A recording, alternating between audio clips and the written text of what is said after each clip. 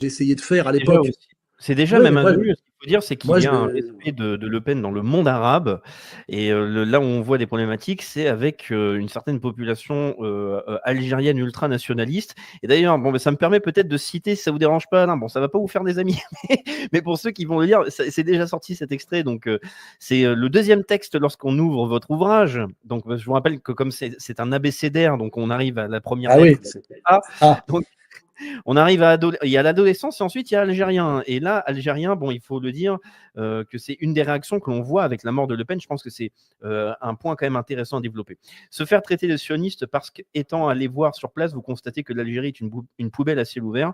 Se faire traiter de sioniste parce que vous vous choquez en tant que sportif et anti-LGBT que le CIO laisse concourir chez les femmes une boxeuse possédant les 2 chromosomes X et Y, donc ça c'est Iman Khelif, ce qui en fait génétiquement et musculairement un homme, se faire traiter de sioniste parce que vous acceptez d'être interviewé par un youtubeur dissident, cultivé et respectueux, mais marocain par ailleurs, c'est Rachid Achachi qu'on salue. Je me demande parfois si algérien n'est pas une maladie mentale. Alors, oui, oui. Oui, non, mais moi, je fais pas de clientélisme, tu vois ce que je veux dire? voilà, J'ai, saillie et j'ai, aphorisme.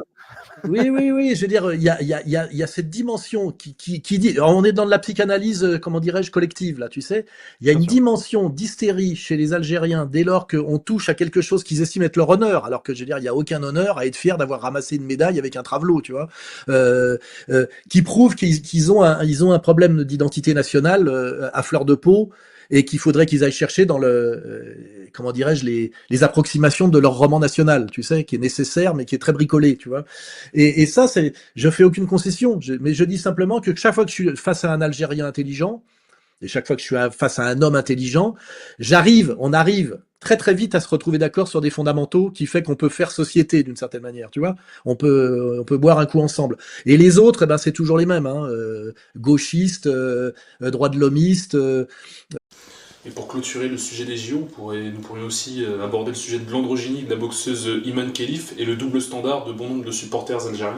Ah oui, alors ça c'est quand même marrant parce que normalement il n'y a pas plus anti-LGBT que l'Algérien, mais quand d'un seul coup il peut glaner une médaille avec quand même une boxeuse qui, même si elle y est pour rien, a quand même des chromosomes XY, c'est-à-dire que normalement ça va pas. Et ben moi je me suis fait traiter de sioniste parce que j'ai fait remarquer quand même qu'il y avait un problème. C'est-à-dire que là, et je le dis en rigolant, des fois on se demande si algérien c'est pas une maladie mentale, quoi, parce que les types peuvent être anti-LGBT et t'insulter parce que tu dis qu'il y a un problème avec cette boxeuse, puisque normalement elle n'aurait pas dû pouvoir concourir.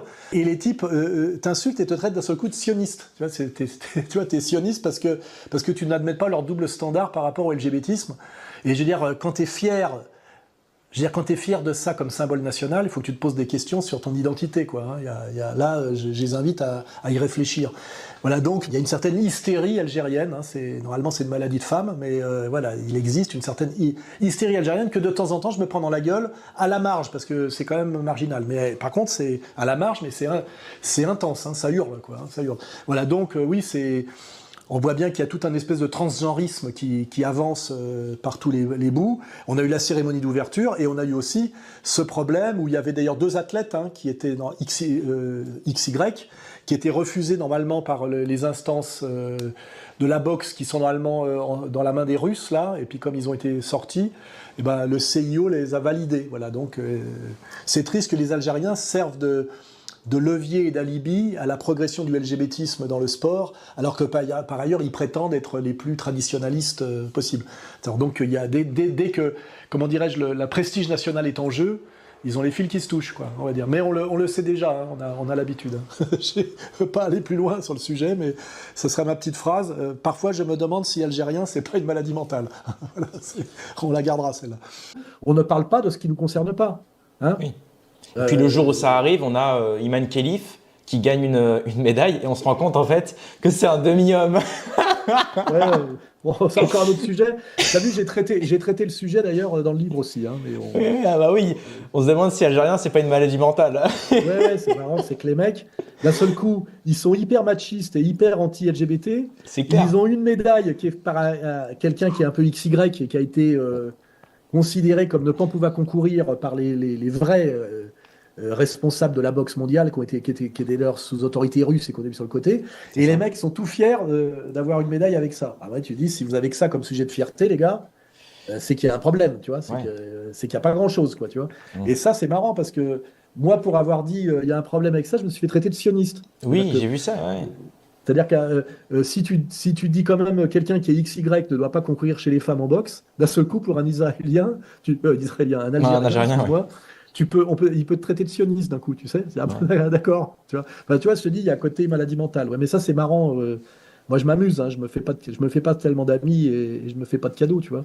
Je suis pas clientéliste, tu vois. Je me les paye tous. Hein. Les C'est ça. identitaires, les cathos tradis, les antiracistes. C'est pareil. Ouais, je dis à tous les antiracistes qui nous emmerdent, il faut quand même rappeler un premier truc, c'est que la France, c'est pas un pays d'Afrique, tu vois. Il faut quand même rappeler. Ça, c'est quand même le présupposé à la discussion, tu vois. Ouais. Faut quand même rappeler, tu vois. Je veux dire, à un moment donné, ils n'étaient pas contents dans l'autre sens. Tu sais, quand d'un seul coup, les Blancs sont partout, tu sais, en Afrique, tu te dis, il y a un problème, tu vois. Ils sont pas chez eux, ils nous emmerdent. À un moment donné, tu peux comprendre effectivement que ça marche aussi dans l'autre sens, tu vois. Ouais. Tu vois et que quand on est un vieux pays qui a plus de 1000 ans, on est la plus vieille nation du monde organisé, tu vois.